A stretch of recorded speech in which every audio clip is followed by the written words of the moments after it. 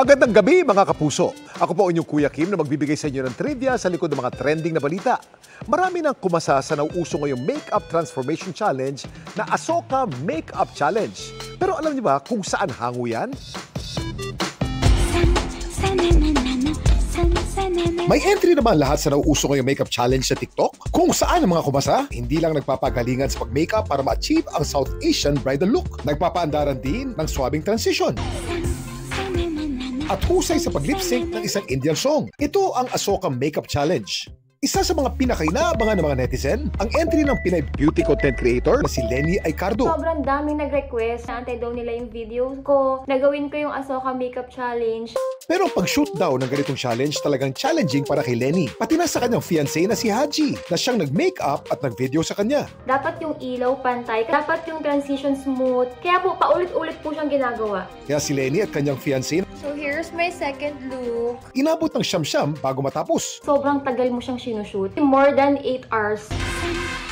Pero worth it naman daw ang lahat, lalo't ang isa sa mga video ni Lenny, meron lang naman ngayon mahigit 146 million views. Sobrang nakaka-overwhelm kasi na-appreciate nila yung video ko. Dito tayo sa studio dahil kakasapo tayo sa Ahsoka Challenge. Isa pa sa mga nagpahabol ng kanyang entry sa Ahsoka Makeup Challenge, ang komedyanteng si Chad Kinis. Kung saan ang kanyang paandar, siya ay naging avatar. Sa 1-minute video, 14 hours namin siya ginawa. Talagaan talaga siya. Bawat proseso, kailangan mong burin yung makeup mo, lagyan ka ulit ng makeup. Butas na nga yung mukha ko, parang mabubutas pa, kakabura ng kakabura. Akala ko nga magiging cake na ako eh. Kuya Kim, saan nga ba nagsimula ang Ahsoka Makeup Challenge? Kuya Kim, ano na? Ang Ahsoka Makeup Challenge, pinapakita kung gaano kayaman at kakulay ang kultura ng mga taga-India. Pero alam niyo ba, nang isa sa mga nagpasimula ng trend na ito, hindi taga-India, kundi isang beauty content creator mula Indonesia. Ang mga nililip-sync naman ng mga nag-Ahsoka Makeup Challenge, ang Indian song na San Sanana, na mula sa 2001 Bollywood film o pelikula mula India na Ahsoka, kung saan hinango ang pangalan ng trend. Pero alam niyo ba kung sino naman ang pinakaunang gumamit ng makeup?